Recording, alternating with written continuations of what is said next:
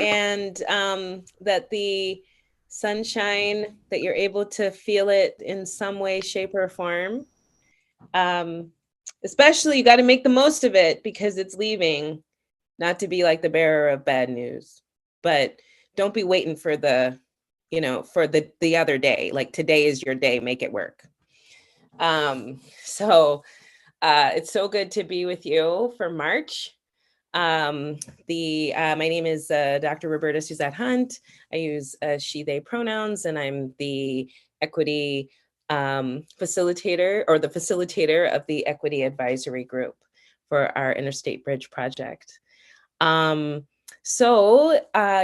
will you post our PowerPoint? We'll run through our opener.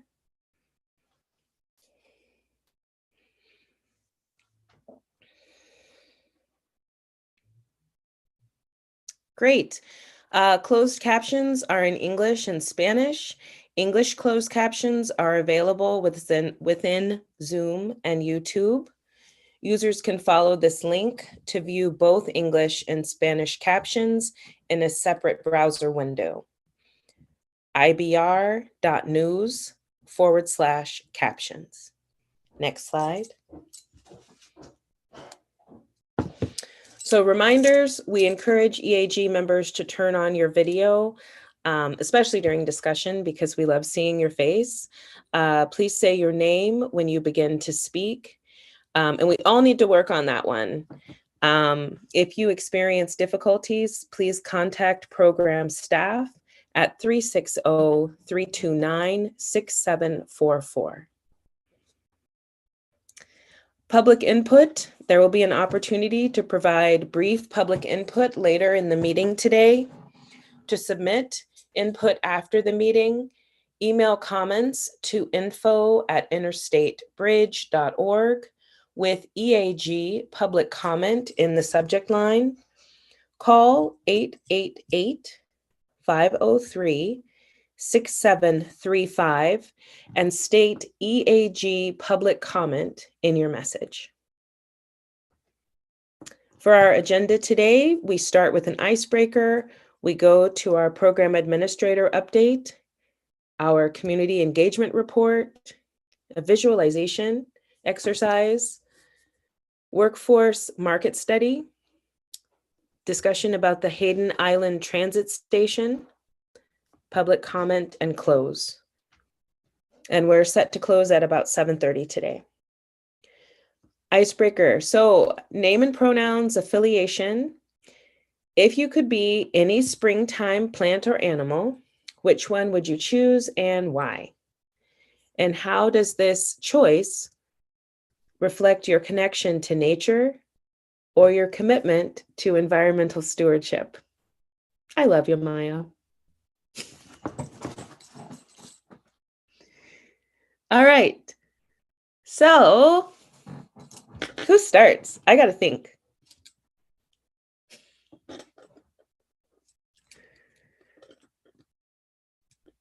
Well, actually, so Roberta Suzette Hunt, she, her pronouns, squirrel. And I think it's just the way my mind works. And I do believe that you need to store things. You need to store the good stuff you got and prepare. That's my connection. Who's up next? I'll go Shane. Hey, Shane Valley, he, him. I think I would be I've got a 100-year-old magnolia tree in my backyard, and it's just huge. And most of the year, it's just kind of a normal looking tree, but actually right now, it's just amazing. And I've the landing at the top of my stairs, I just kind of look out the window and you're kind of inside the tree from that perspective. And it's like being inside a cloud. And I think the way that kind of matches or resonates with me, I feel like I kind of go off by myself sometimes and I work really hard at something and I'm kind of quiet. And then all of a sudden, like I come back and share with people. Like I have a thing that is like worth sharing. And connection to sort of nature and stewardship. I feel rooted like a tree, like I'm here to do the work and I'm here for the long haul. So that feels pretty resonant with me.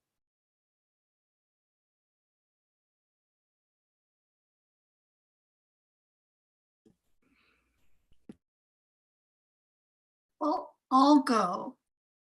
Mine would be a trillium. And because when I was a little girl, I came home with some trillium flowers, and my mother was horrified. She said, "You're not supposed to do that. You're not supposed to pick them.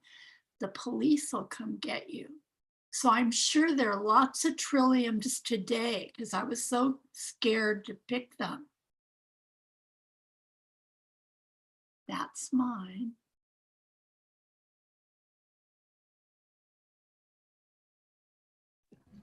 Well, I will go. So I was on one of my recent flights, I was reading Mother Jones magazine, and they had an article about Venus flytraps. And what I did not know, those things only grow in a very, very limited area in South Carolina, next to a certain type of forest. And so there was a conservationist who was going and making sure that those were being protected. So it was a interesting article, and her care and love for Venus flytraps was evident in that article. So I'd be a Venus flytrap. Aiden. Oh, I don't know how to follow that, Greg, but I will try. So Aiden Gronauer, they, them, or he, him pronouns, Assistant Director of Equity and Civil Rights on IBR. And I would have to be no specific one, but just a beautiful array of wildflowers on a hillside. That is absolutely my image of spring. So thank you for this question, Umaya.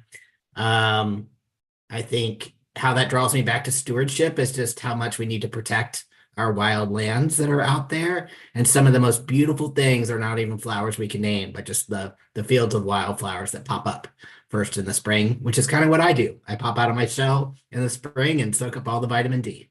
So thank you for that question. I will pass it to Nicole. Hello, thank you, Aiden. What would I be? I was just at my aunt's home, and she has a beautiful cherry blossom in the front of her home, and it just bloomed, and it's gorgeous. And I think that's what I would be, and most likely because it's a reminder of a new start. I love that time of year that it blooms, and for a lot of people, tonight or tomorrow is actually the true new year for some, and so I coincide with that. Absolutely. Alrighty, Meg, can I pass it over to you? Okay, thank you. Well, perfect timing. Hi, I'm Meg Johnson, she, her pronouns.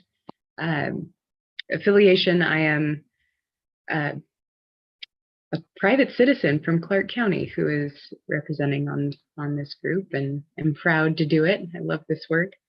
Nikki, thank you for calling on me, because I just decided, I was like, am I a lupin or am I a green metallic sweat bee? And I think I'm a green metallic sweat bee. That is one of the coolest bees that I have seen in my front yard and out and about in Vancouver. I would highly recommend you Google it and look at them. They are neat. They are also one of the native bees to our area. And so when you see them, you know that you're doing something right, like the land and the space that you're on is doing something right to support the native bee populations. I'll say that one. That's my pick. Let's see. Pat, if you would like to go next. I missed the question that we're answering. Is it our favorite flower? I missed the question.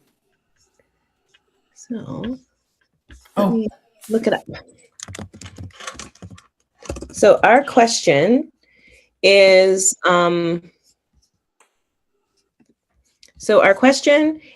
if you could be any springtime plant or animal, which one would you choose and why? And how does this choice reflect your connection to nature or your commitment to environmental stewardship? Okay. If I could pick a flower, then I would say birds of paradise. The thing is, they are just absolutely beautiful. They are everything about nature. It really does look like a bird. And I would just say it's just a uniquely different flower. So how would that connect? How would it connect to? I don't know how I would connect it. Except we have to have plants and trees in order to have oxygen. And so that would be my connection. It's going to have fresh air. And plus, I love flowers in my house. And so I think it just changes everything and keeps the air fresh in your home. You don't need that spray. Keep it natural. And I'll pass it to who is next. I was a little late coming in. Alicia. Thank you. Thank you. Good evening. Ramadan Kareem for those who celebrate. Alicia Sojourner, pronouns them, they, she, hers, with the city of Vancouver, within the equity department.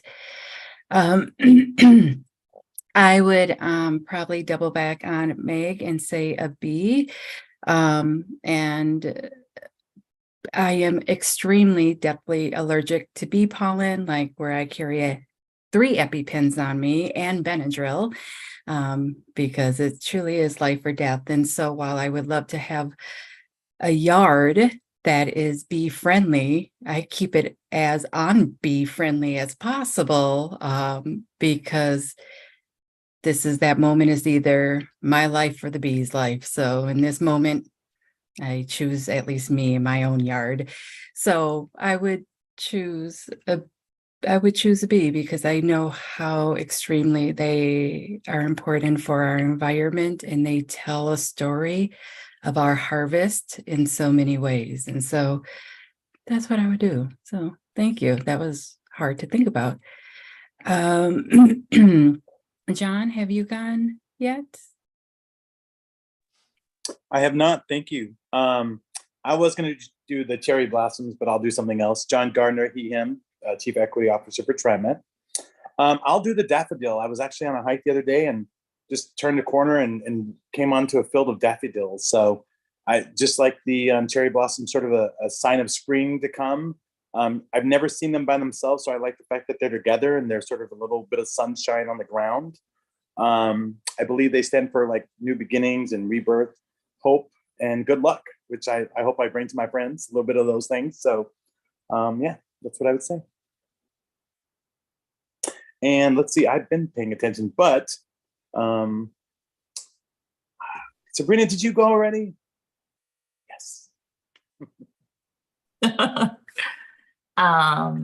Sabrina Owens Wilson, a she, her pronouns. I'm the Diversity, Equity, Inclusion Director at Metro. And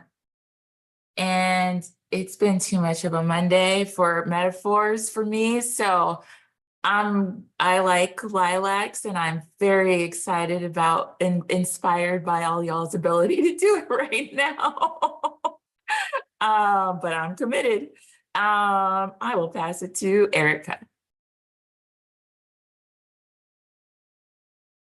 Erica McAlpin, she, her, member of the equity team.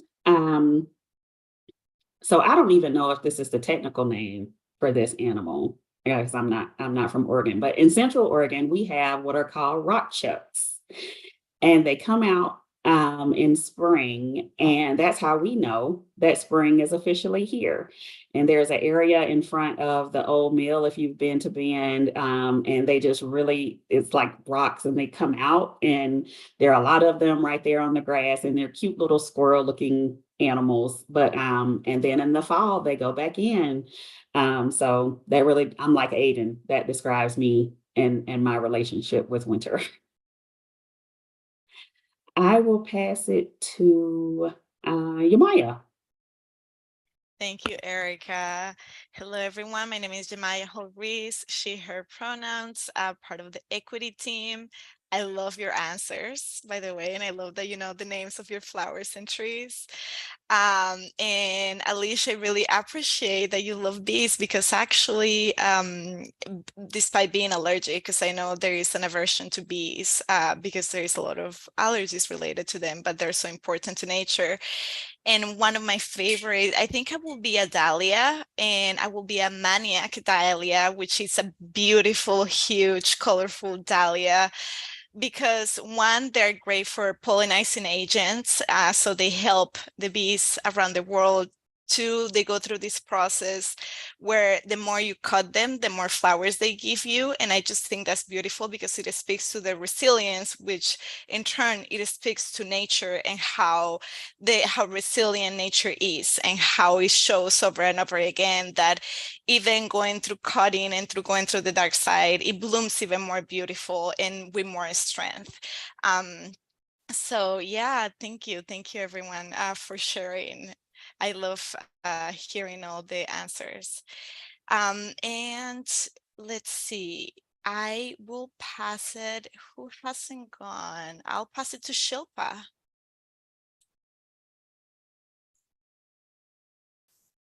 Sorry, thank you. So for me, spring is like growing up in India, the animal that is that comes to mind, it's a bird actually, it's a cuckoo bird, which starts singing and that starts spring. And also the mango trees start blooming. So that is the flower. And it is where I'm from in South India, like my state, that also coincides with our New Year. So our New Year starts around April, goes through the lunar calendar. So spring is a very special time for me growing up in India, but also over here, just seeing all the flowers all over, even here where we live, it's just seems like new beginnings and just a lot of hope moving forward. Thank you. I was not tracking. I'm not sure who's went and who hasn't yet. I'm sorry. Chandra hasn't gone. Oh. I can't hear you, Chandra. I can't hear you. That, of course not, because I didn't push the right button. Thank you again, Chandra Washington, DEI manager at CTRAN. I'm going to totally derail this one and say, I want to be a black-eyed pea. It is a food substance that seems like no matter where you are around the world, people love them. And they are not a great big cash crop, but they do a lot to help the environment as far as kind of cleaning up and rejuvenating the soil, but also the economic environment. So there's my stewardship moment. And if you like black-eyed peas, come find me. I want to know where they're great in this general region. I'm gonna pass it off to, I don't know if Matt has already spoken. I don't believe he has.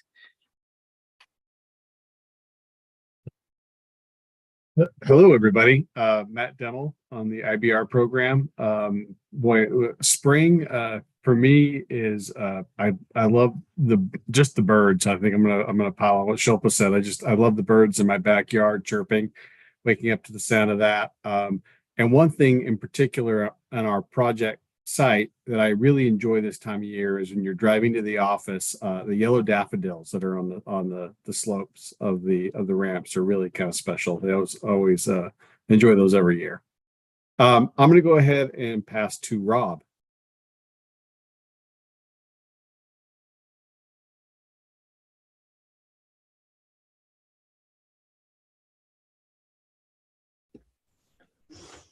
Well, how about we pass to Barbara? Hey, good evening. My name is Barbara. Everyone calls me Barbie Alexander. I use she, her pronouns, and I apologize. I've been trying and even left and returned. My camera is not working. Actually, the light is on, but I don't think you see anything. And so spring for me is the warmth. The feeling of the change. I just like want to get out in the sun. I want to expose my arms for 20 minutes a day and get some vitamin D. So I really resonate with feeling the change in the barometric pressure and just feels warmth. It feels like the earth is coming back alive. And Can I pick someone that maybe, Shannon, have you got an opportunity to share? I have not. Thank you. Shannon Singleton, my pronouns are she and her, and I am going to say just largely seeds, actually. I am very good at growing food, very bad at growing plants. So spring is just really my time to get in the greenhouse and get some seeds started, which is probably my favorite time of the year. And let's see if I can, Salome, I don't believe you've gone. Hi everyone, my name is Salome or Salome. I use she, her pronouns, and for me, I would say tulips. Mostly because tulips are super resilient. We have a lot of really great tulip farms here in Oregon, and I just like the fact that they're not a one and done. Like they can come back randomly during the spring, and it's just like just giving them enough sunshine, and they will blossom for you over and over again. And with that, I don't know, Dr. Hunt, if there's anyone else after me. Clements. Ah, Malin. I'll pass it to Malin then.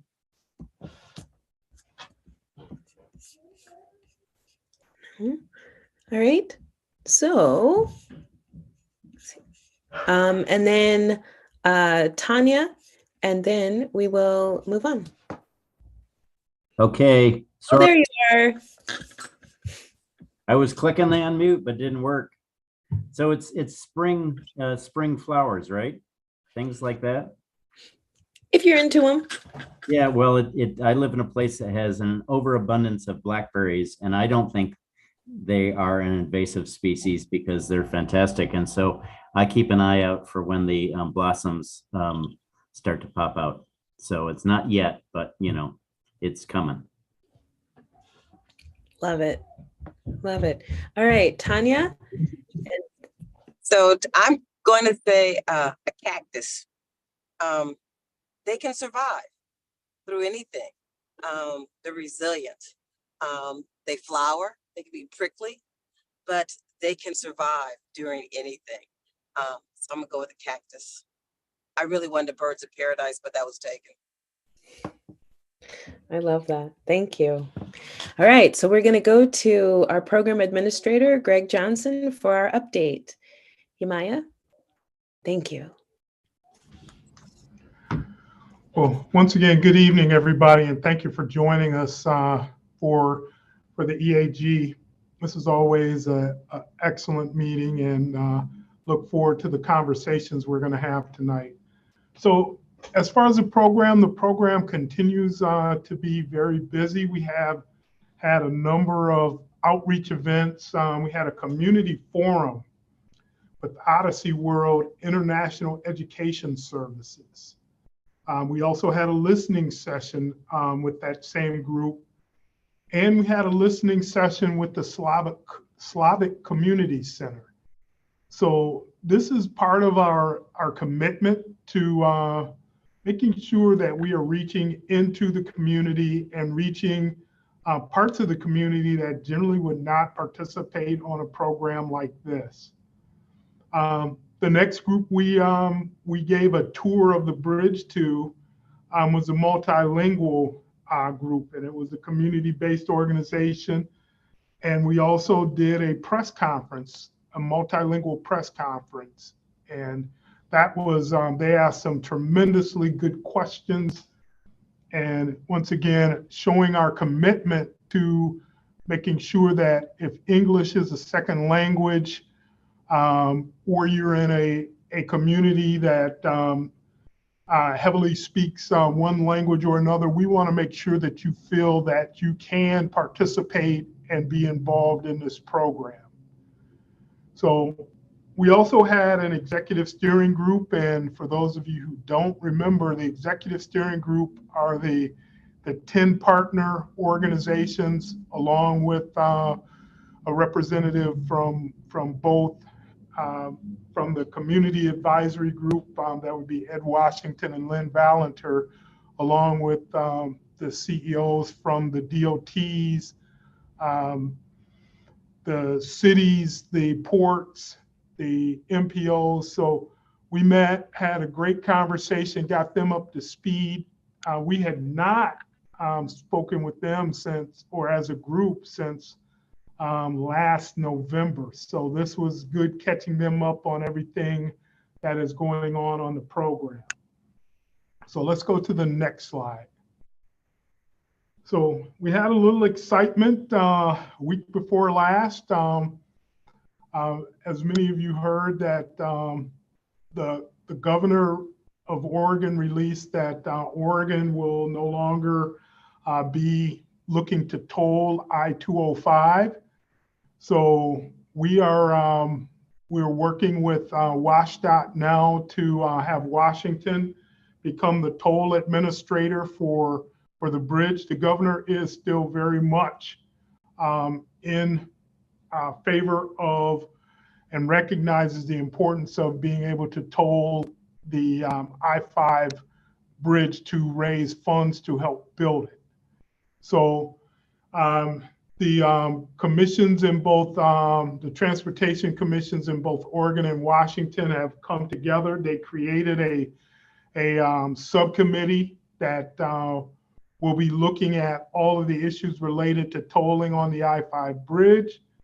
And this subcommittee will jointly determine the rates that will be set, the hours of operation, whether we will have pre-completion tolling, the time of day rate, truck multiplier rates, escalation, and more importantly for this group, they will be looking at exemptions and or discounts, including low income tolling programs, tribal exemptions, exemptions for emergency vehicles, public transit, and van pools.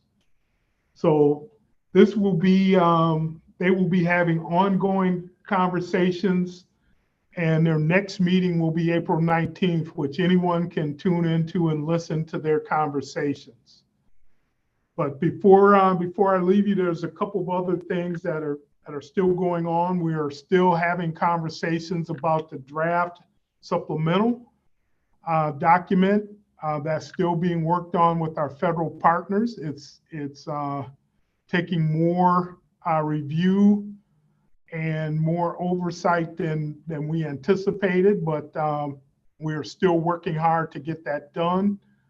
The team is working on putting together an updated cost estimate, which we try and do on a regular basis on this program to make sure we are tracking inflation and escalation in the construction industry.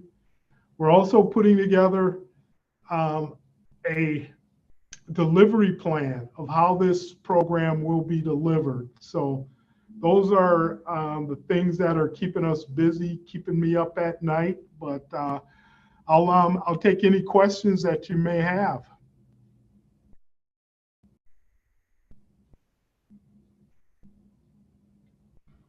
I am not seeing any hands. Vicki. Is there a chance that the governor of Oregon will reconsider, or is that driven by the Transportation Commission, or what led her to that decision? Well, and I can't outguess the reasons behind it, but I don't think she closed the door to it. And right now, she's just saying that Oregon is going to press the brakes on any tolling along the I-205 or I-5 corridors in the Portland metro area. So I don't know if it's a dead issue, but they are stopping and reassessing as they move forward. So, because her comments seemed very firm. I mean, listen, yeah, we're not doing this, and I just wondered where that came from. And once again, I can't outguess the politics or the reasons behind it, but she was very very supportive of tolling on the I-5 bridge for the purposes that we needed for to make sure that we have the funding and help to drive some better practices for usages of this roadway in this area. So that was a positive, but WashDOT is reconvening and looking at how they can step into this role as the toll administrator for the I-5 bridge. So it's a change, but it's not a huge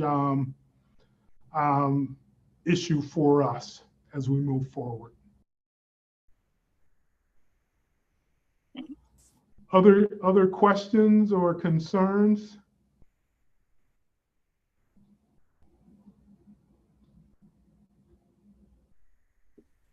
All right, well, Dr. Hunt, I will turn it back over to you. Thank you. Thank you, Greg. All right, so Salome, we're going to talk about community engagement report. Good evening, everyone. I'm here to give you an update about what community engagement has been working on since January till about now. This is just in response to allow you all to ask more detailed questions about some of the engagements that you've probably already heard through the various program updates you've had, but also some of the other ones that you all were very interested in. So we've had over 45 different public engagements. This included presentations, interviews, tours of either the program area or the bridge, office hours, public briefings, listening sessions, community forums, as well as our CBO mini grant events. This number does not include advisory group meetings. This is just a combination of events that were led by the community engagement team that were facing members of the public. Next slide, please. So I'm gonna now focus on specifically our community-based organization miniature grant program.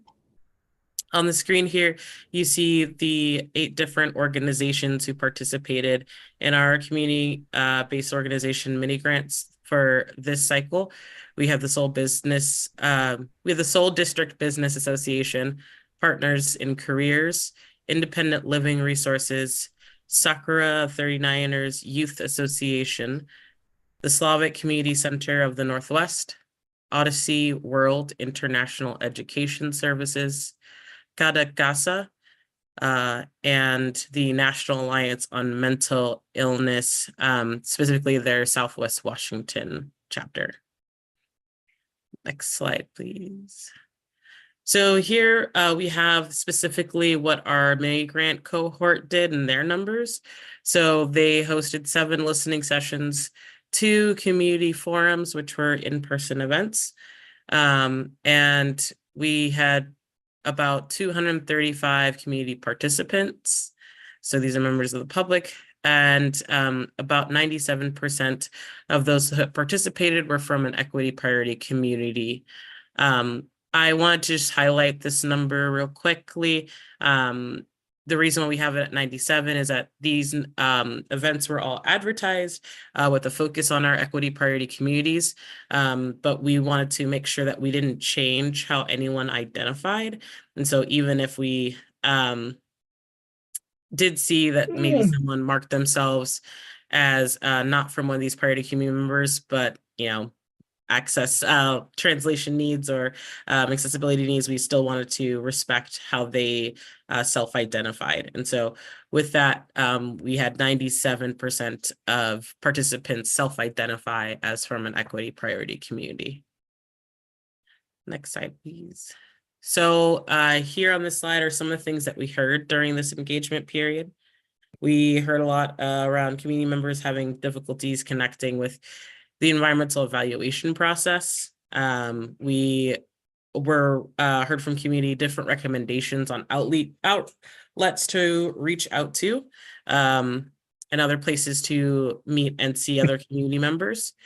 We also have here a list of different things that our community members were interested in when they participated in our events, such as safety in regards to the structure. So some of that was safety around different features of urban design or safety around pedestrian use of this facilities. Folks are really interested in future economic opportunities as well as future economic impacts. The future impacts that tolling could have, congestion and affordability. Some folks are also interested in topics such as the traffic and congestion, as well as the bridge design in terms of aesthetic and tourism. Next slide, please. Then this slide is specific to really help folks understand how we plan to incorporate some of the feedback that we heard. So some of this feedback will be used to help us inform the delivery methods in which to give some of this information, such as the types of events that we have and the style and cadence for those events and engagement opportunities. This also will impact our direct outreach emails, because we did get a lot of new contacts from this, folks signing up for our newsletter or asking me to add it to a list where they can find out about future events through direct email.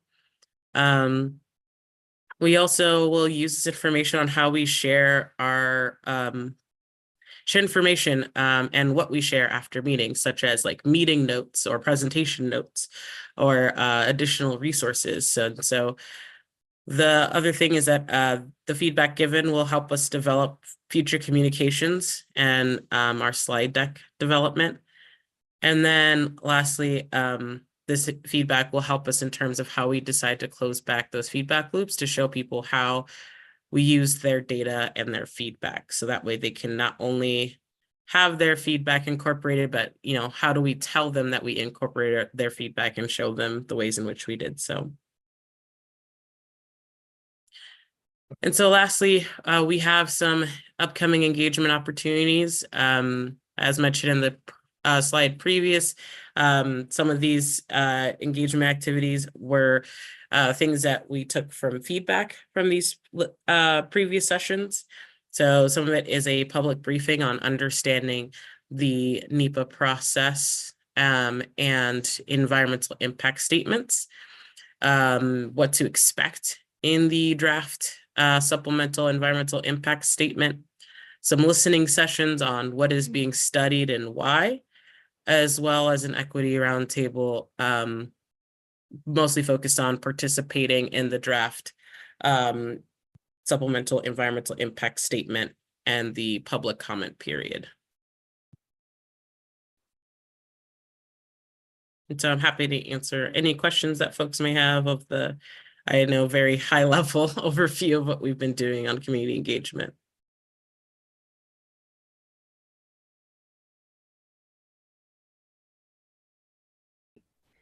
Doesn't look like we have any questions, but thank you for sharing. It's a lot. All right, so we're going to shift gears to Shilpa to talk about visualizations. Thank you, Dr. Han. Hello again, everyone. Shilpa Mallam, she, her pronouns, the design manager on the IDR program. So this is in continuation of what Salome was presenting about for the upcoming draft supplemental EIS document and the 60-day comment period that we'll be having. So I'm going to go through really quick about the visualizations that we have available and also the visualizations, and mention something about visualizations we are working on as we get closer to that date. And so first we have the existing roadmap videos, and these videos basically show all the investments that we're looking at in the program area that we're studying in the draft SEIS. We have one video for Oregon that shows existing conditions and proposed investments, like how some routes might change when we implement some of the interchange improvements, for instance. And we have one for Washington for the Washington side improvements. We're also actively working on active transportation for people who walk, bike, roll, because we have the facilities throughout the program area. So we're creating a video and roadmap for that, as well as transit, to help people understand where the investments are being made. Today, we'll be going through some river crossing visualizations.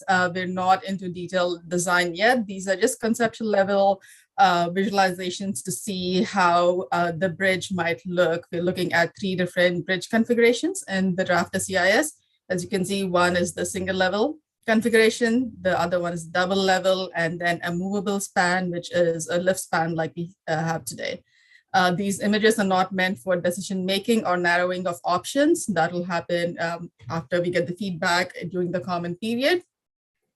And also the document, the environmental document, the draft SEIS will have the technical analysis that will compare the trade-offs between the 3 bridge configurations. This is mainly to see how the different configurations might look if you are, from a human perspective, if you're on either the Oregon shore or the Washington side. Sorry, there's a little pause between slides. We have 4 viewpoints today. We're starting on the Oregon side. Here's the map. The river is in the middle, north is to the right. So the Washington, and left of the river is Oregon. So the next 3 visualizations will be from a viewpoint of right here on Hayden Island. And here is the first configuration we're looking at. This is the double deck bridge configuration, similar to what CRC was looking at, the Columbia River Crossing Program. You can see the truss bridge here. You can see some of the infrastructure needed for transit, for light rail, and we'll have views from the other side to look at the active transportation elements too. The next one is a single level bridge. Again, you can still see the infrastructure that we need for light rail, and we're looking north on all these figures, the previous one as well as this one. So light rail is on the west side of the proposed bridge. And the third one is the lift span, the movable span that you can see right now. We're looking at a view of how it might look if the bridge were lifted for river users. Moving on to the east side. So the next 3 visuals will be looking at the bridge, looking north from the active transportation location, like right there. So here we are. This is the truss bridge, the double deck bridge. You can see the truss in here. We'll have automobile traffic on the top level and active transportation and transit on the second level. This is the single level bridge. We are showing an example of the extra doors. Again, no decisions have been made. We had to pick one as an example to show how it might look. You can still see the transit investments on the other side. And this is the same view, but with the lift span. So the lift span, the movable span, we are looking at a single level bridge with a movable span. Here, oops, that's quick. We're looking at, I'm going to go back once, see if I can go back one slide. Okay, it won't let me. Never mind. Thank you. This is, the views are from the Vancouver side, from Washington side, and we are looking at it from the west side of the bridge and looking south and towards the bridge.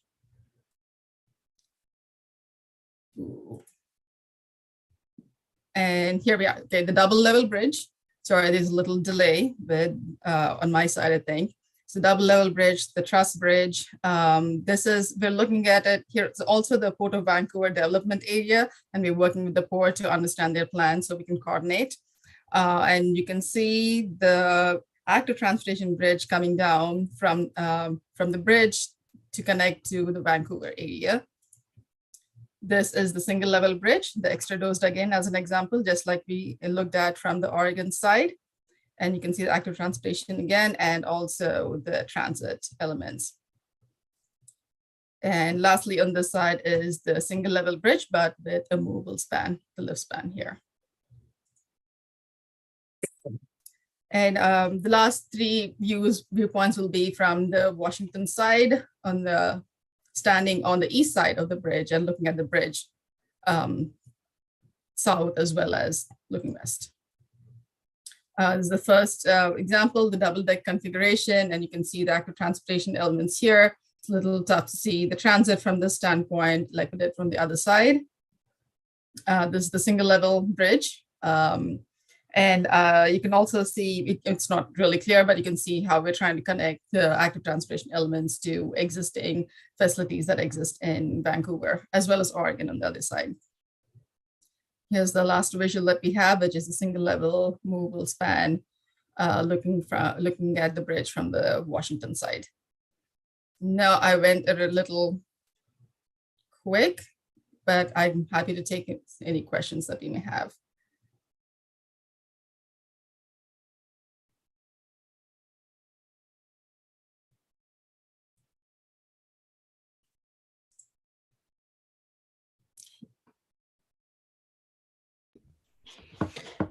How about questions or observations or things that you found interesting? I know for myself, that was the first time I was able to envision walking across it, because I don't do that. I'm like, why would someone want, it's not fun. But I look at it and I thought, oh, that actually looks nice. Vicky, you got something?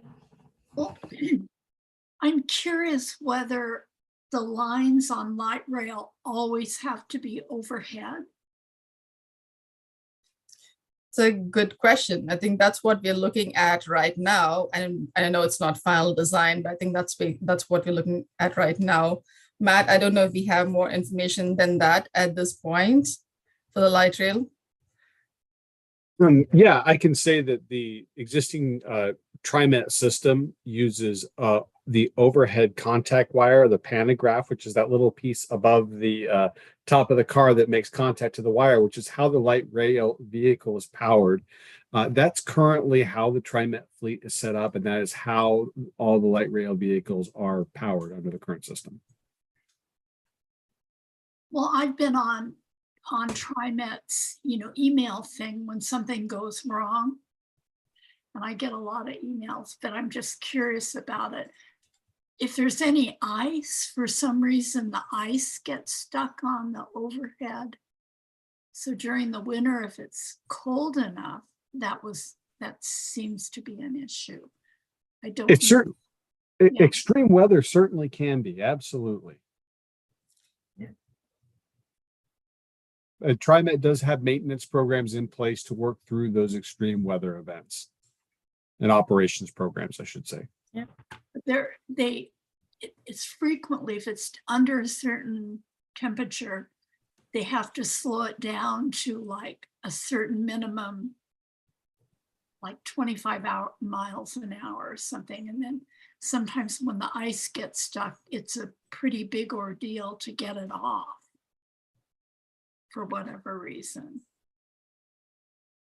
Absolutely, and I would have to defer to TriMet and their operations and procedures that they have in place. But it's a really good comment. Thank you. Yes, thank you. And they are an active part of our program design too. So that's something definitely that we'd be considering from a maintenance standpoint and working with them.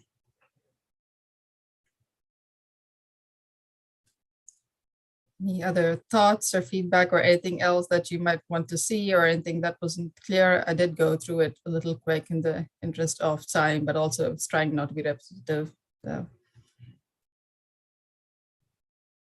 Are we able to share those pictures?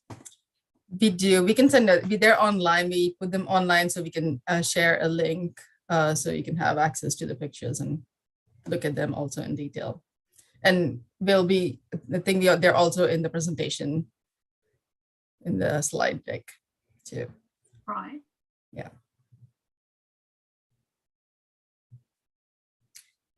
Sabrina.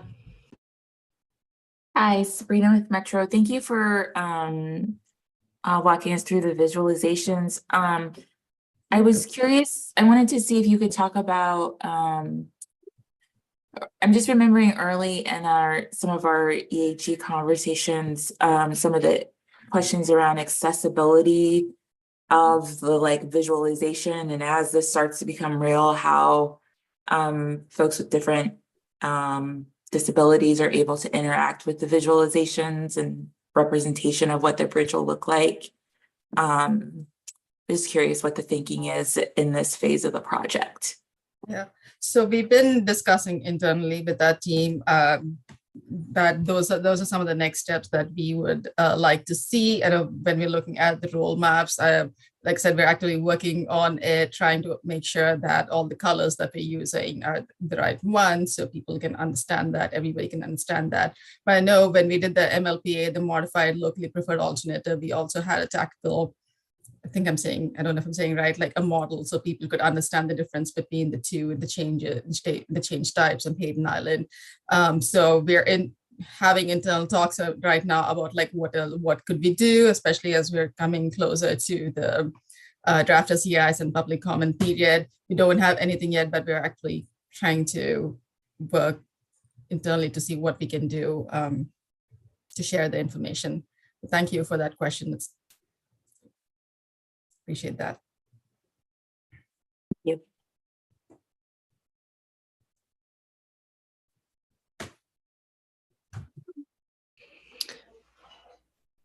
All right, so in the interest of time, we're going to move on. Thank you, Shilpa. Thank you, Dr. Hunt.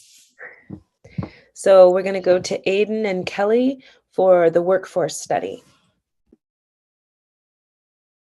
Wonderful. I'll kick us off. Good evening, everyone. Again, my name is Aiden Gronauer. I'm the Assistant Director of Civil Rights and Equity for the program. If we could go to the next slide, please.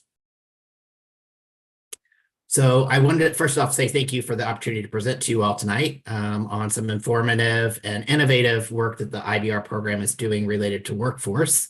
As I'm sure many of you are aware, a skilled and diverse workforce that is ready to meet the challenges of the future is critical to the IBR program's success.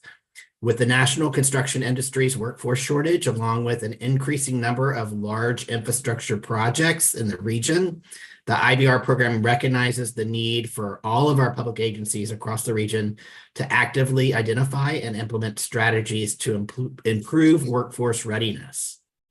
So the IBR program commissioned a comprehensive regional workforce market study, which I'm sure you all have heard a lot about and are excited to see, to understand the current workforce market availability for IBR related work, as well as to help the program more effectively consider strategies that enhance career opportunities for women and people of color in the construction industry, as well as professional, technical, and engineering trades. To help us support equitable growth of the region's economy. So this study was conducted by our local workforce development boards, Workforce Southwest Washington, as well as Clackamas Workforce Partnership and Work Systems, along with some other subject matter experts that they brought on board.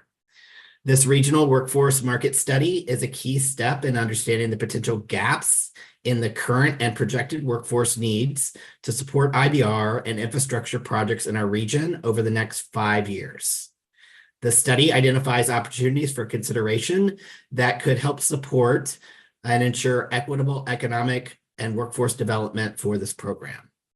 I'm now going to pass off the mic to Kelly Haynes, who's with Work Systems, to provide an overview of the study and talk more in depth about the findings. Kelly, it's all you. Great, thanks, Aiden.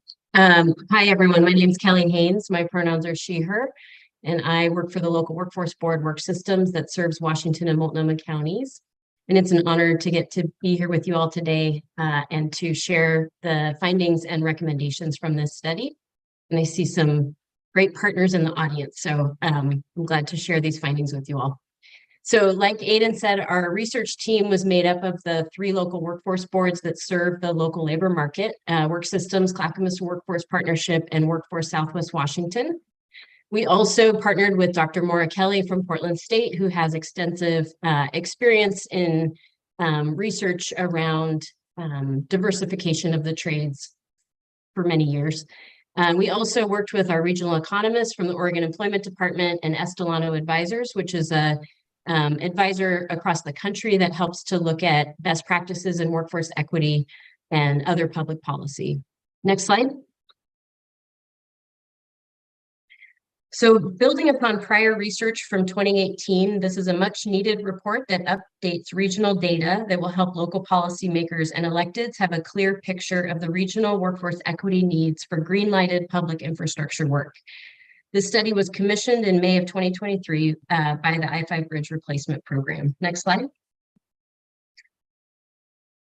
So how did we do it? We used both extensive quantitative and qualitative methods. This included collecting and analyzing existing available construction and professional technical engineering, or PTE, workforce supply data, forecasting the local 5-year workforce demand, conducting extensive interviews with public agencies, contractors, apprenticeship programs, unions, and pre-apprenticeship programs, and holding focus groups with diverse construction workers and supervisors in the region. The research sought to uncover the major barriers to achieving equity and increasing diversity in the construction and PTE workforce for the Portland, Vancouver, Hillsborough Metropolitan Statistical Area, or the Portland MSA. And a set of recommendations for success are outlined and described in the report. Next slide. So it's important to also highlight the limitations of the study due to data availability, as well as be transparent about the assumptions used in the analysis. So our approach was informed by utilizing national staffing patterns, labor data on past projects, and then ground truthing these with local contractors and their estimating staff. We know that different types of projects will require different types of trades. So we developed staffing pattern profiles for 20 different types of capital projects, like a light rail project is different than a data center or hospital. And then we overlaid those onto the list of projects to develop forecasted need by trade. We also used the average of apprenticeship and diversity goals for those agencies who reported having them and overlaid that onto all projects and for all trades. Next slide. So we found that for the existing workforce, about 43,000 people currently work in the trades in the Portland MSA. 5% identify as women and roughly 26% identify as people of color. We detail out these data by racial and gender category in the report, but one highlight is that Latin workers are overrepresented, and especially in the lower paying trades. There is also underrepresentation for Black and Asian workers. There are also clear wage equity trends in the trades. Both women and people of color consistently are concentrated in lower paying occupations. Next slide. For our demand side analysis, we found that from 2023 through at least 2028, the 107 known large public capital projects identified by this study will require over 22,000 construction workers. Some of these projects have apprentice and workforce diversity utilization goals with average goals of 17% apprentices, 21% people of color, and 11% women. When diversification and workforce deficits are added together by trade, this analysis shows that the current supply would fall short by nearly 300 people of color, over 1,000 females, and nearly 1,300 apprentices to fill the needs for all trades in the region over the next 5 years. These deficits show the deep need for additional outreach to training and retention of underrepresented groups for skilled trade career opportunities. Also, an estimated 5,900 PTE workers will be needed. As with the trades, these positions may be filled by a combination of the existing workforce and new entrants. And 3 PTE occupations account for over half of total PTE demand: office clerks, project management specialists, and civil engineers. Next slide. So this slide is a chart that illustrates the broader construction spending that is forecasted across the region that includes both private and other public spending that's not included in this study. This study included all green-lighted public capital projects over 15 million, but again, does not include the demand that will be generated from private projects, public projects under 15 million, or any data that may not have been disclosed during the public agency interviews. So for those reasons, there is significant demand in the region for construction workers outside the scope of this study. However, this analysis likely includes most of the projected demand for apprentices, workers of color, and female workers in the region. This is because utilization goals for these types of workers primarily exist for public capital projects and are rarely present in the private market. This doesn't mean, however, that apprentices, women, and people of color aren't employed elsewhere. So public sector projects will still need to compete with other markets for this workforce. Next slide. So next are some of our findings from our focus groups and interviews with construction stakeholders. Retention of diverse workers is adversely affected by the lower quality training these workers often receive on the job site from supervising journey persons, which means that these apprentices are less included in the trades and struggle to excel and advance. Harassment remains a significant issue on job sites. This includes harassment based on gender, race, and other identities, harassment of apprentices, and disrespect often experienced by all workers. Workers also experience isolation and exclusion, and this impacts the industry's ability to retain workers and recruit future workers. The industry has not yet widely adopted policies and practices that effectively address job site harassment and discrimination incidents. Women and people of color are less likely to have opportunities for advancement within the industry, such as becoming foreperson superintendents or company owners. So additional support is needed related to the transition from apprentice to journey level.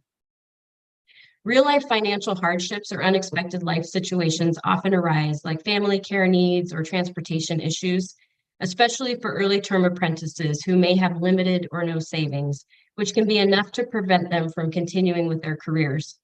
Additionally, the lack of steady work in the construction industry particularly impacts female workers and workers of color.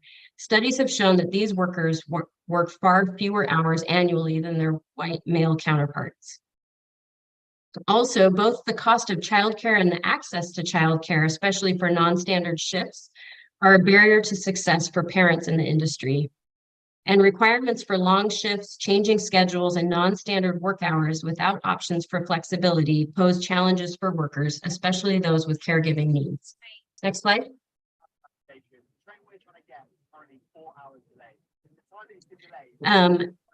Additionally, most connections into apprenticeships still occur through personal referrals, which women and people of color are less likely to experience. And outreach that is done by word of mouth is rarely specific to diverse communities. State certified pre-apprenticeship programs do have a really good track record of connecting historically underrepresented populations to the trades, screen them for job readiness, and help to cultivate a pipeline of diverse job seekers. However, these programs have limited capacity due to funding sustainability concerns and reporting fatigue for their numerous existing funders. Not having a more sustained and or streamlined funding model for pre-apprenticeship programs is a barrier for better and increased recruitment of women and people of color into construction. And lastly, the majority of public projects in the Portland metro area do not have workforce participation goals. Those that do have goals can struggle with monitoring and enforcing them, and agencies reported that staff, time, and cost could be barriers to implementing and upholding goals. Next slide. So based on the research findings, here are the recommended regional actions for diversifying the construction and PTE workforce. 1, grow a diverse regional construction workforce through multi-jurisdictional collaboration, coordination, and targeted investments. Make the intentional choice to build up the regional workforce by joining forces with existing successful regional efforts. For example, adopt the Construction Career Pathways Framework. TriMet, the City of Portland, Metro, and many others have been working together since 2018 and have made very good progress on this work. Embed equity goals into all workforce agreements. The Regional Workforce Equity Agreement can be a model for the local region. And our friends in Washington also have very good examples. The City of Seattle, the Port, King County, and Sound Transit all have a history of working together to collaborate on workforce equity initiatives, including PLAs and funding. 2, improve retention through addressing job site culture and other challenges. Mandate that contractors commit to actively improve job site culture by establishment of zero tolerance policies, robust reporting mechanisms, and consistent implementation of proven positive work environment training. Invest in project level retention support to keep skilled workers and provide flexibility in work hours to address workers' caregiving and health needs. 3, knock down the barriers that women and workers of color face to grow a skilled workforce. Join multi-jurisdictional funder collaborative to scale up regional workforce planning and investments, fund and grow comprehensive pre-apprenticeship programs, support services, and retention support that can help a new generation of workers advance in their careers. And make affordable, accessible, reliable, and high-quality childcare a signature workforce and community benefit. 4, implement effective project administration and procurement strategies. So effectively planning for and resourcing the successful implementation of workforce equity policies within a public jurisdiction is critical. Things like establishing and sustaining labor management community oversight committees to address challenges and to share best practices, and using the procurement process to ensure contractor compliance on respectful workplaces, inclusion, and anti-harassment initiatives. 5, increase communication and education for project managers and contractors. How this is all implemented matters. So enhancing project communication and expectations between public administrators and the contractors, allocating resources for training opportunities and internal support tailored to project managers, focusing on advancing equity in construction projects. And lastly, continue to explore and address professional, technical, and engineering equity opportunities. A lot of the ingredients and strategies that we know have worked in the construction trades, we would encourage the region to explore utilizing those same strategies and partnering with higher education and other educational partners and training partners to help build out those career pathways in PTE. So that is the end of my presentation. I'll turn it back over to Aiden. Thank you. All right. Thank you so much, Kelly. If you could go to the next slide, please. Thank you. So again, this study is one important step to help inform our efforts as the program continues to develop specific workforce strategies. I know many of you in this room, we've been working together for decades on this, whether you're from the supply side, like the pre-apprenticeship programs, et cetera, trying to provide that diverse workforce, or whether you're from the owner's project side, pulling from that same demand. We're all in this together. So this study, I think, helps provide a foundation to understand the current and anticipated future state of workforce and opportunities, and helps us promote equitable growth in our region's economy. So as far as next steps, the IBR program will publish the workforce study on our IBR website any day now. We have the document. It's going through some final edits. It's going to be remediated, and then it'll be on our website. So any day now, we'll certainly shoot off a link to all of you once it is posted on our website, so you can thoroughly read all 67, I believe it is, pages. It's a really exciting document with a lot of good detail.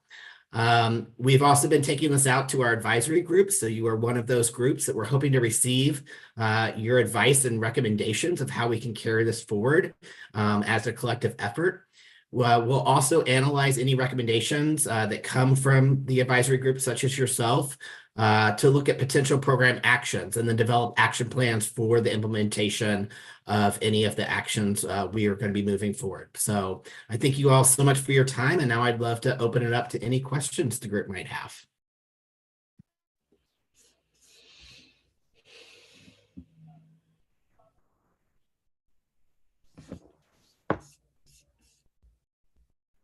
Questions, observations, something you're sitting with?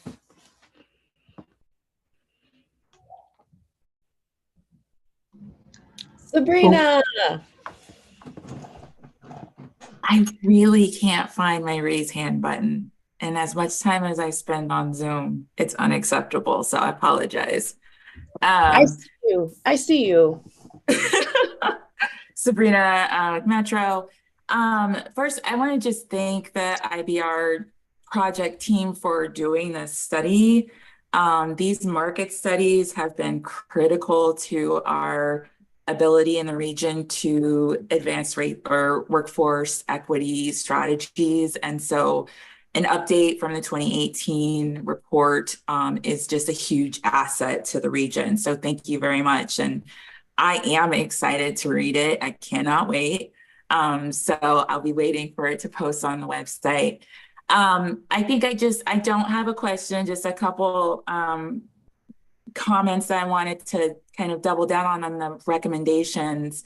I think that we have such an opportunity to build on the great work that has been happening both in Washington and Oregon, and just really encourage like how we can get together and do that collaboration so that we can actually reach new heights. and build from the foundation that we've built in the region. So consider me and Metro a partner in how we can bring forward our learning, because this is a conversation that we're very committed to. And then the second thing is, I think we talked a bit about this, is just like early investment in the system. I think is going to be so important. And I think that that means both the support for our CBO partners as well as the pre-apprenticeship programs to expand capacity to be able to support workers.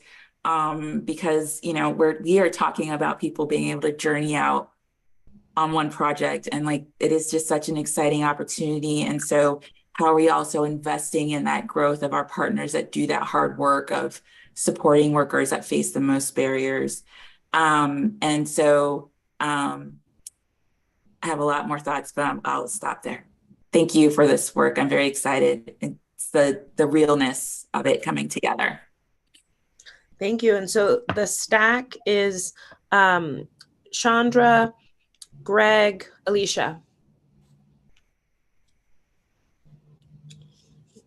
Is Chandra ready to go? Yes, I was actually just going to say most of the things that Sabrina said. So thank you. C-Tran is also on board 100%.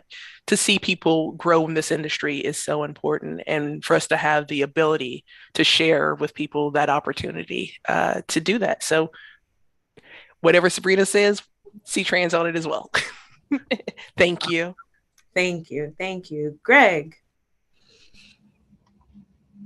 So one of the things that I wanted to thank the team for working through and putting this together. It's a great report, but we have some challenges in front of us to change the perception of working in the trades, working on a construction site. And IBR is committed to being that ideal program to where folks feel that they can work here, that they can be a part of this effort and not be faced with discrimination or discrimination of any sort. So we're going to be looking at how we can knock down those barriers to changing the perceptions around working on a site like this, because these can be life changing jobs for folks. So we want to make sure that everyone has an opportunity to be a part of this. So we're talking about formerly incarcerated, we're talking about houseless individuals, just a number of different groups. We're going to be outreaching to youth to get them in the pipeline to work on jobs like this. So great report, and this is just the beginning of the efforts. Yeah, Alicia. Yes, thank you so much for that information. I'm really excited, being that I have not read the 60-some pages, but I am quite excited for it. I come from a city that 2018, we hosted the Super Bowl. And so getting ready for the Super Bowl created lots of jobs between the Vikings Stadium to hotels, and the city of Minneapolis. Twin Cities did a lot of work in really doing just this and creating that pipeline.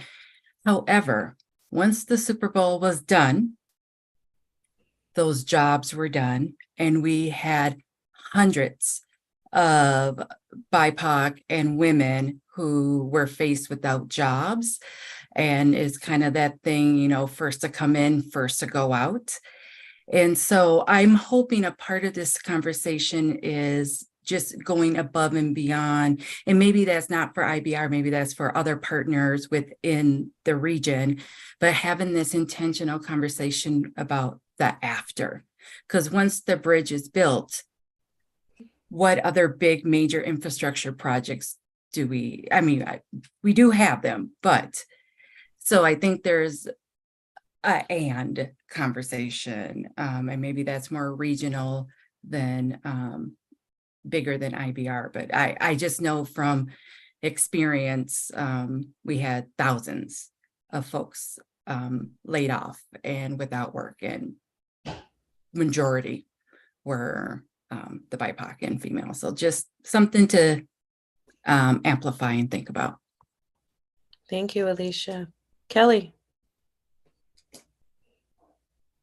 Yeah, I just wanted to respond to that briefly, but in the report, we talk a bit more about this as well. So thank you for that comment, because what we've seen in the past is when there are sort of workforce requirements on this project over here, that project over there, what happens is called leapfrogging, where the one female or person of color is sent to these projects that may not even be the best fit for their skill needs or their life circumstance. And so the goal and some of the recommendations we talk about is to normalize these standards on projects across the region so that there's a continuity of opportunity. So you're right with the IBR, it's 10 years, but then what, you know? And so just being able to scale the collective building of a diverse workforce and then the stability of a career so that it isn't just a one-off.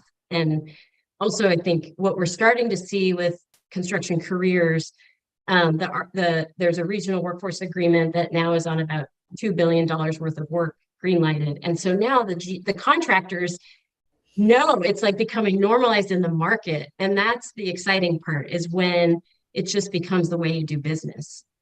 So that's really the hope, I think. And some of the we show some examples and some actual data in the report of where these projects are exceeding goals, double and triple the goals. So it's a pretty exciting time, I think, to be able to explore this.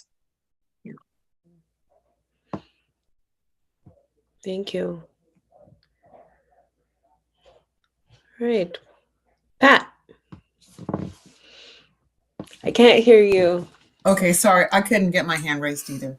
But my question was along the line of, okay, we know this is going to be a humongous project and there's going to be people from out of state. Will they have the same expectations of local hire if they should need to add staff? Because I don't think we've ever looked at this in our CBA. I can grab that one. Oh, go ahead, Greg. I was just going to mention that we are looking at some zip code hiring preferences with this project that will be local zip codes.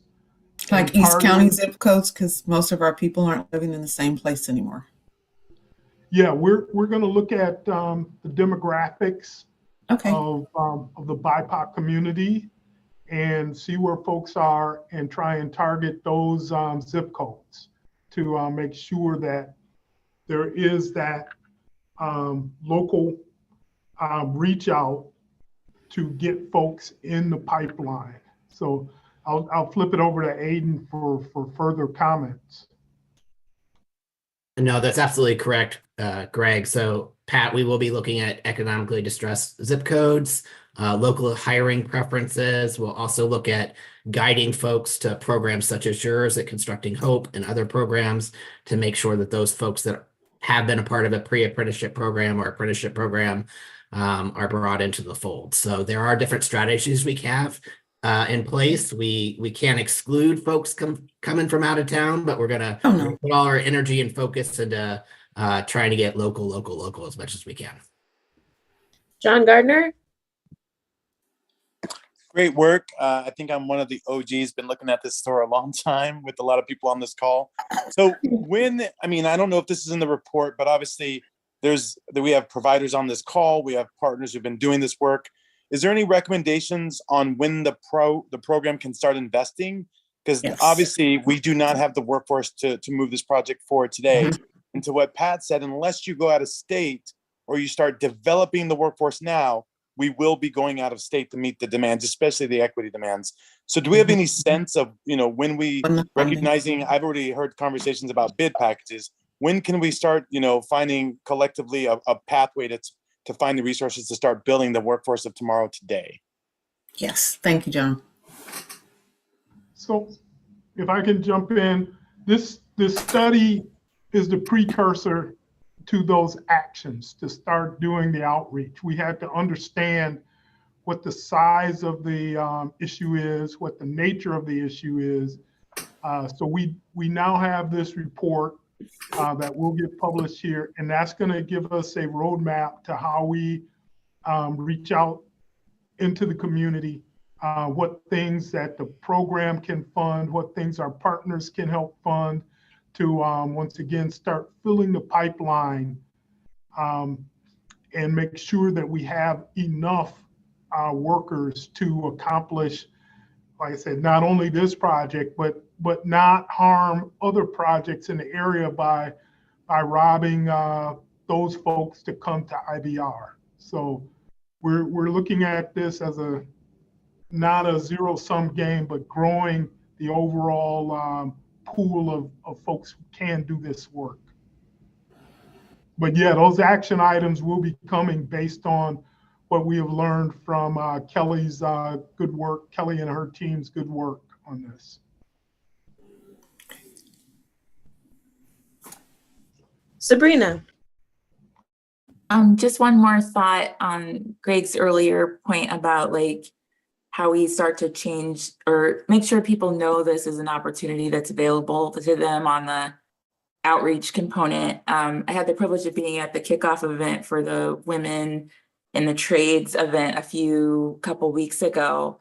And I tell you, there's no better like advertisement for the construction industry than like a woman iron worker talking about her work. And so to me, it just comes back to like, I mean, it was a whole panel of cement masons and just everything. And, you know, it's the cliche thing of like, you have to see it to believe it, but like, it is just a powerful experience to be in space with the folks doing this work. And so it comes back to community partners and who have the connections to the workers and have the connections to the communities that we would want to be recruiting folks from.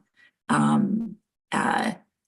have the tools we need. We just need to figure out how to deploy them. So.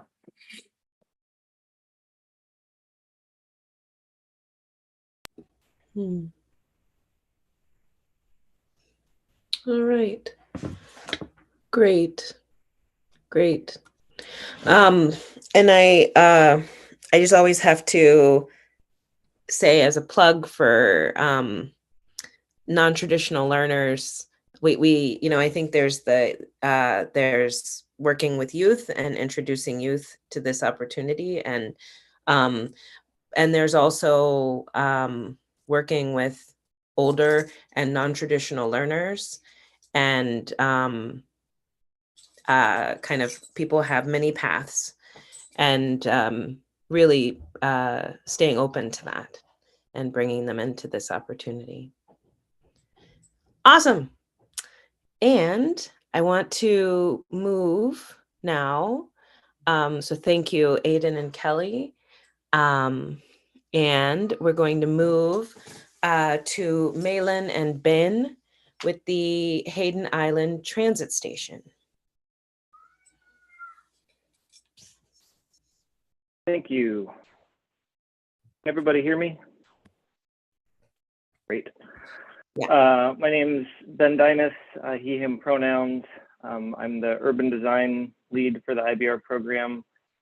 I'll be joined by my colleague, Malin Clements, who is the transit station design lead for the IBR program. And I joined a couple minutes late, so apologize for that, but just so everybody knows, my favorite springtime flower is fragrant daphne. I don't have a deeper metaphor for it or anything, but it just, for me, that's the scent of springtime here in the Pacific Northwest. So we thought we would start off by kind of reminding ourselves of the equity objectives that were developed by the EAG. You can skip to the next slide. And as this says, we're kind of thinking of these as lenses through which to understand the urban design and the station design concepts that we're going to be presenting today.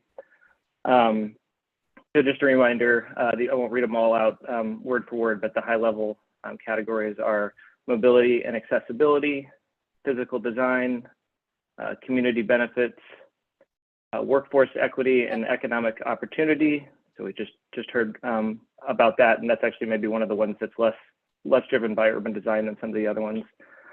Decision-making process and avoid further harm. So we'll have some discussion prompts at the end here, but just to start to think about, as we look at the concepts for the Hayden Island Station, what design elements from each concept align with these IBR equity objectives. Slide. And so we'll look at some of the focus area planning, the Hayden Island, Vancouver Waterfront was last month. Next slide.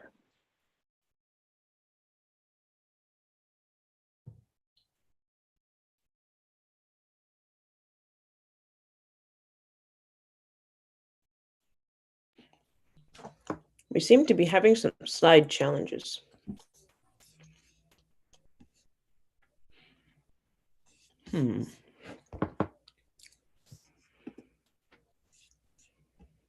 Let's see, did Yamaya fall off?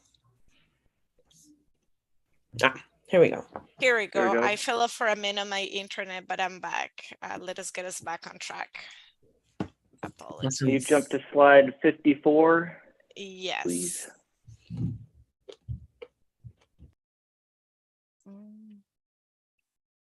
54.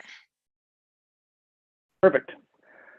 Great. So as I think we've discussed with this group before, the way that the urban design team and the urban design disciplines have been approaching this program is through looking at focus areas. So really trying to understand each area kind of holistically and understanding kind of the interrelationship of the different elements. So not just transit design, but also active transportation, landscape and open space, and then of course the highway and freeway elements. So today we're going to be focusing on the Hayden Island Station, I should say the Hayden Island focus area, which is outlined in C there on the map. Slide.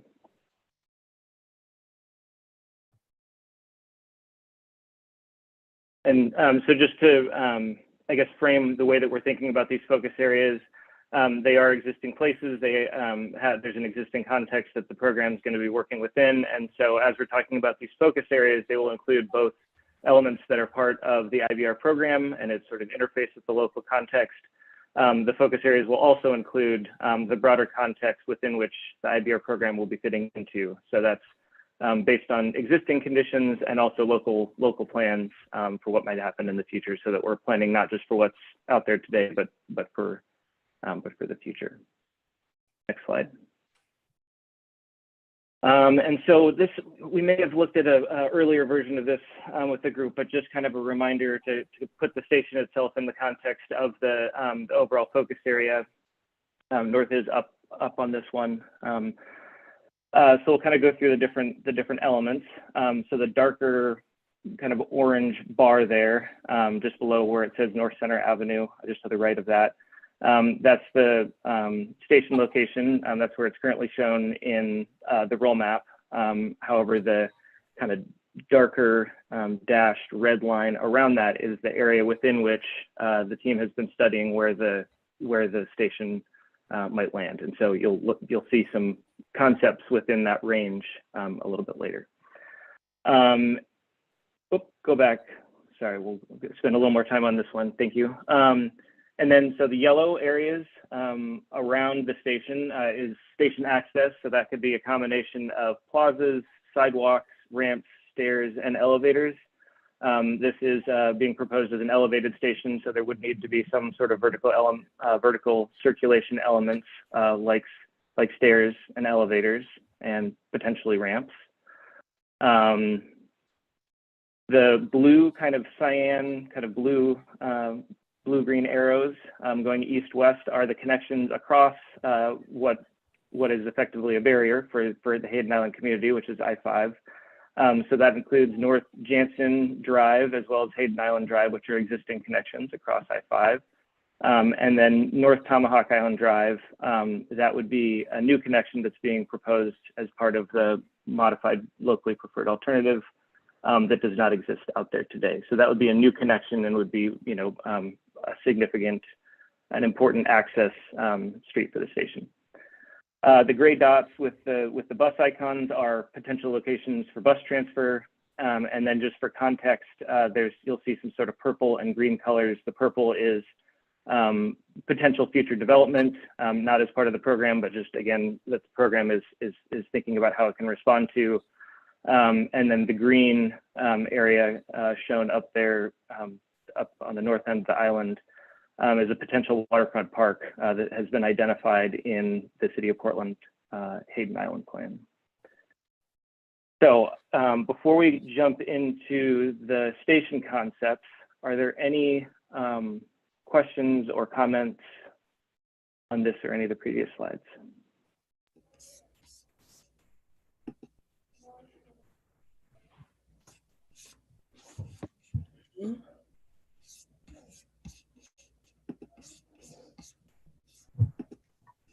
All right. Well, let's keep going. Okay, we'll move on to the station concepts, and then again, just a reminder to keep thinking about the equity objectives that we put up there earlier: mobility and accessibility, physical design, community benefits, workforce equity and economic opportunity, decision-making process, and avoid further harm. And so maybe, so this is a good example. Hello, everybody. Malin Clements. I'm, as Ben said, kind of we're working together. I'm more focused on actually how the station it works is going to work, where exactly it's best located. And so we have started a matrix, and I just kind of want to point out that it's very rare that these things end up being purely quantitative and you can just sort of measure what's the best solution. These are really guides that you'll see in future conversations as we work through a whole host of issues, some of them which can be measured easier than others, like distances for walking and so forth, and other things which are more qualitative and subjective, and that as a group we'll work on trying to figure out how, get the best input to have the best station. So we don't have a lot of time. I apologize for that. I think we have, Matt sent me a note, said about 10 minutes. And so I'll try to just give a quick overview of where we are, and then really make sure we have a chance for everybody to give some comments. And of course, we can always hear comments afterwards as you think of things. So if we go to the next slide, I think what you may have heard me say in previous and other meetings and other stations, we're really talking about three things at this level. We're talking about the location of the station, the configuration of the station, and program elements for the station. And that image that Ben showed before showed the location question. There's really it's a north-south. There's really not a lot of opportunity east to west. There's a little bit in where the guideway is here. So to orient you, this north is to the right here. There's a little tiny north arrow at the bottom. It's there, but so everything that site plan he showed you, everything has been turned sideways, and the gray are would be the new northbound and southbound lanes. So the station and the guideway is immediately on the west side of the southbound lanes, and maybe almost more importantly on the southbound off-ramp that goes down to Hayden Island. So the station, really, the options we have range from this location on the southern portion to some that kind of scooch a little bit to the north, and it'll be entirely north of Tomahawk. So Tomahawk is that street that is, on the left-hand side. It goes underneath where you see two platforms for the station. And so what you're looking at here is a view of straight down on the station of the platforms. And so that shows, it illustrates the second issue, which I mentioned, was configuration of the station. There's two basic configurations for how people use the station. One is a center platform and one's a side platform. And they each have attributes and issues related to them. So we're trying to understand in each context and each location, what's the best combination of these issues. And one example here, and that the other issue that relates to that is the third piece, which is program. So in this particular location and straddling tomahawk and configuration with a side platform station, it's easier to have a ramp on the station. So that's a program element that is easier accomplished at this configuration or this concept than some of the others. So that's a good example of that. So to quickly kind of go through what we're looking at our options. So this is concept A. It's across the platforms above your head would be across tomahawk. If you go to the next slide. So this is really what you would experience if you're walking around the street, riding your bike there, or being dropped off in a car on Center Avenue. If you can see the little notes there, there's an entrance on each side of Tomahawk. So if you're coming from south of Tomahawk, you wouldn't have to cross Tomahawk to go to the station. Each entrance would have an elevator in it and a stair in it. So that's concept A. Concept B, if we go to the next slide, that's the same location, but a different configuration. So this is a center platform station, which has the advantage of being able to go straight up to the middle of the platform. But if you go to the next slide, what it means though is at the ground level, it really fixes exactly where the elevator and the stair has. There really isn't a lot of flexibility.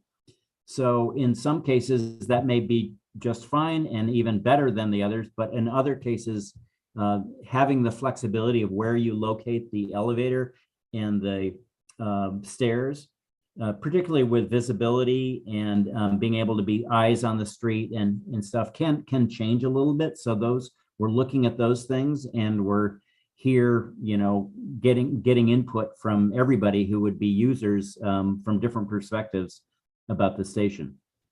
So not to run out of time, we'll go to the next one, and then so this one shifts the entire station south of Tomahawk, and we have the same thing. We have side platforms, and go to the next slide. So this has everything, and this is a good one where you can see the entrances are they're right out next to the street. And then go to the next slide is the same location, doing a great job keeping up with me. The next is the same location, but in a center platform. And you go to the next slide there. Hey, Malin. Yeah. We have 15 minutes for you, so you don't need to stress. Okay. Well, I will slow down a little bit, but the best thing is to be able to get questions. And so I think this is our last concept that we have of working through. Is that, go to the next slide. I think we're there. Is that it? Yeah. So if we can go back to that. So essentially and I didn't mention, we're about 25 feet. The platforms would be about 25 feet above the level of the street. And that's one of these sort of in between distances. And by what I mean that is that some people would probably go up the stairs and not use an elevator just because of convenience or comfort or so, but other people would use elevators.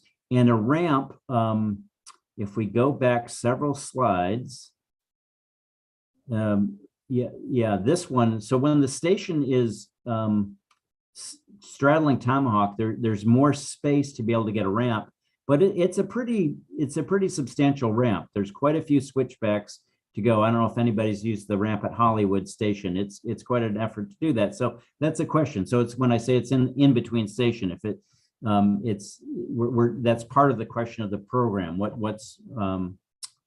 What's appropriate for this? There is not a simple guidebook for the perfect station for every location, which is why it's great to have these sort of conversations to get a diverse perspective of people's concerns. Now, I understand these are all straight on elevator, looks straight down. We will have other drawings, elevations, and so forth as we develop the conversations. But maybe I'll just stop there, and I cannot see hands. I have a single screen here, so I can see some hands. So help me out if anybody has questions, and we anticipate all level of questions, so please don't be shy. Oh, yeah, Meg. we have these prompts. Thank you. I'm taking a look at concept B and that switchback ramp that you're talking about, Malin. Yeah. Does that one ramp give access to both sides of the platform since it's in the center? So Yes. Well, that's a great question. At first we were sort of feeling that the ramp only worked with side platforms because the goal with the center platforms was to avoid anybody ever having to cross in front of the tracks. But we realized that wasn't really an absolute condition. So your observation is good. If we go to the previous slide, so this shows that there is room to have a ramp, and we show, if you can follow along the blue, there's really 4 switchbacks. And the reason the graphics are on the ramp like that is ramps, there are rules for ramps that mean you can't just go continuously up. You can only go 30 inches in vertical height, 30 feet in length before there's a landing. And so you probably experienced that and may not have known what that's for. So really so what we're showing here is you go on the ramp is you go up to a turn back and you come back and you go, it's really 4 runs like that. But to answer your question, you can cross the tracks here. So what we work with TriMet and have we have some type of a safe crossing for someone who didn't feel comfortable using the stairs or elevators, or on occasions, the elevator, if the elevator was out. One reason that we have 2 elevators, or we're proposing 2 elevators at these stations, is to avoid the case where when one elevator is malfunctioning, there's still an option for an elevator. In this case, they'd have to cross Tomahawk and use the other side, but that's not that uncommon. And this is the only design that has a ramp that has access to both platforms at the same time. Yeah. Okay. Yeah. The reason, well, go ahead, Ben. Well, I think concept A does too. If we go back 2 more slides before this, this one does too. Yeah. It does it a little bit differently, but it still effectively is the same thing, where you have to cross the tracks to get to the northbound platform. You wouldn't have to cross the tracks to access the southbound platform. And there's so many things that are still evolving. So if we go to concept C, sorry, you'll get it. Yeah, we actually show, or go back to C, I think. Yeah. So this one, C, yeah. This one shows we actually, so you're getting a glimpse. You're behind the curtain with us as we try to figure this out. So we dashed a ramp in. We're still trying to figure out, how much room do we have? And one of the many variables is Center Avenue. There isn't a explicit prescribed requirement on Center Avenue, what it needs to have or doesn't need to have.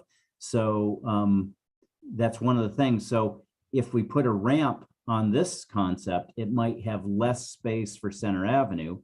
That might be more or less important. For example, it might have less space for a bike cycle track to go by there. It might have less space for drop off. So we're trying to come up with it as a number of options, but that we can have these conversations to understand values and what's more important when if we have to make trade-offs. So that's sort of there. If a ramp becomes a very, very important element, despite having elevators, we'll work very hard to try to figure out how to make it fit, but it might mean something else might not fit for that.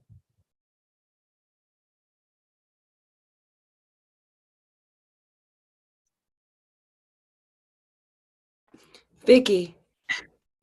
This may be a rotary phone question, but I'm curious about escalators.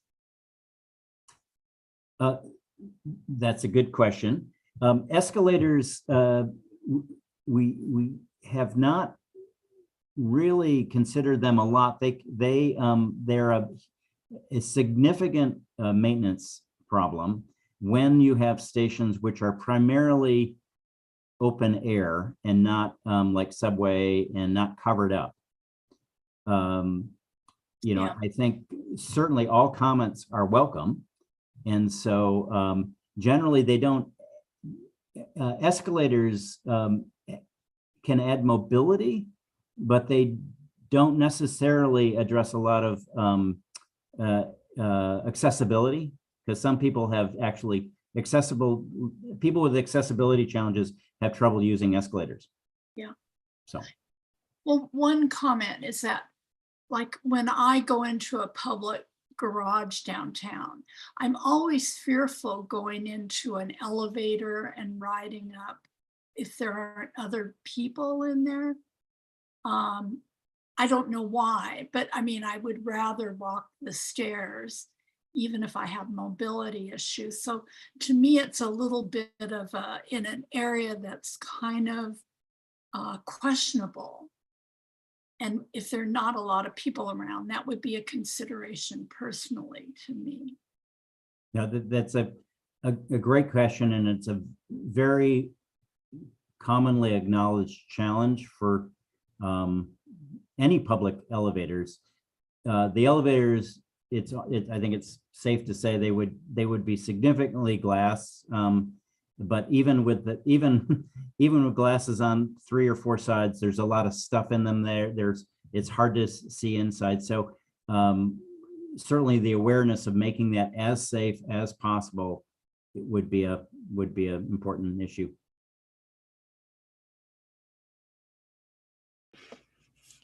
Alicia.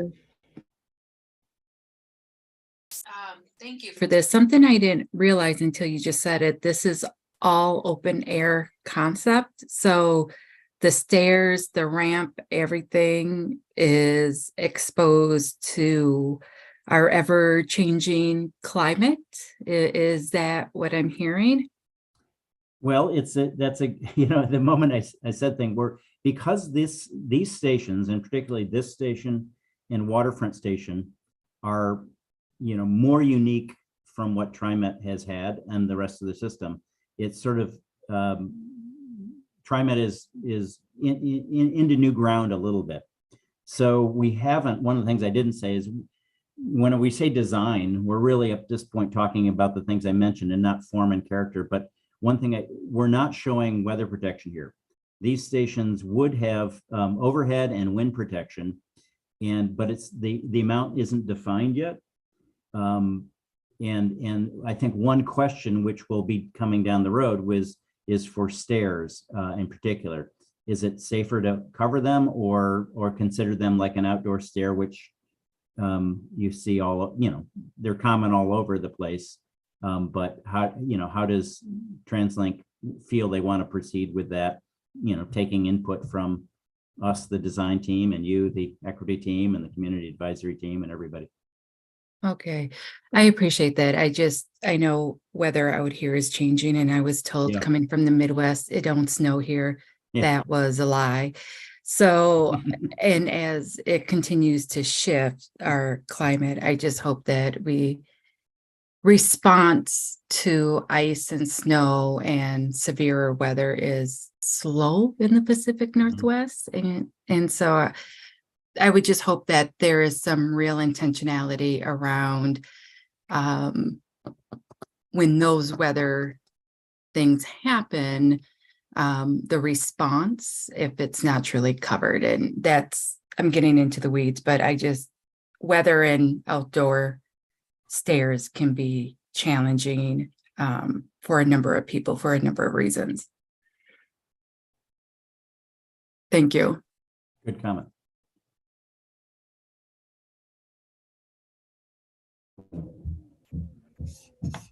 Great. Other observations?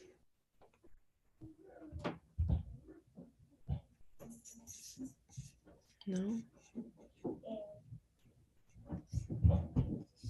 Good. And I think we'll see you again. Oh yeah. So, but I definitely tracked better this time than I did last time. So I think I'm learning,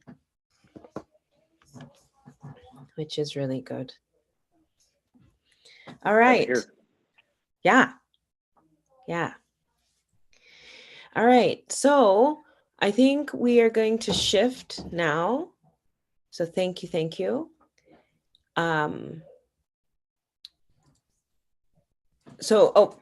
Malin, have we covered all of the questions that you have? Because we didn't really stick with your questions. Well, I know, and this is the second or third time I haven't been great about, following along with our own questions to prompt. I think that the point is, any question is helpful to us, clarification or comments. It will obviously, questions related to equity is great. Generally, as designers, we're trained about physical equity, what we call all ages and abilities. But it's wonderful to have that definition just expand and have a group like this suggest and ask questions about things which make us hopefully better designers and make a station that's more comfortable for everybody to use. So yeah, I don't know exactly the process for questions that come up after these meetings and you think of in the middle of the night, but I'm sure there is one, and we'll be meeting again. And so move on. Yes, no problem. All right. All right. Thank you. Thank you. Okay, so we're going to go to public comment now. So comment instructions through Zoom, please use the link located in the meeting description on the YouTube meeting page or on the IBR EAG meeting webpage. Commentators will be allowed to turn on their webcams, but will not be allowed to share their screens and will be removed from the room once the public comment period concludes. By phone, dial 253-215-8782, meeting ID 986-0940-5983, passcode 701376. Dial *9 to raise your hand, dial *6 to unmute yourself. The facilitator will call on participants to provide comment. Please provide your name and affiliation. Commenters will be given 2 minutes to speak. Next slide. So for comment instructions, to submit comment after the meeting, fill out the comments form on the program website or email your comments to info@interstatebridge.org with EAG Public Comment in the subject line. Call 888-503-6735 and state EAG Public Comment in your message. All written comments must be received prior to 48 hours in advance of each upcoming meeting in order to be distributed to advisory group members. Comments received after that point will be distributed to members in advance of their next meeting. All right, so do we have commenters? We have no public comment at this time. Okay, great. All right, so our meeting evaluation, if you'll post that. And our next meeting is April 15th from 5:30 to 7:30. So please do our survey. And we'll do 3 takeaways from today. So if you'll take down the slide, 3 takeaways from today.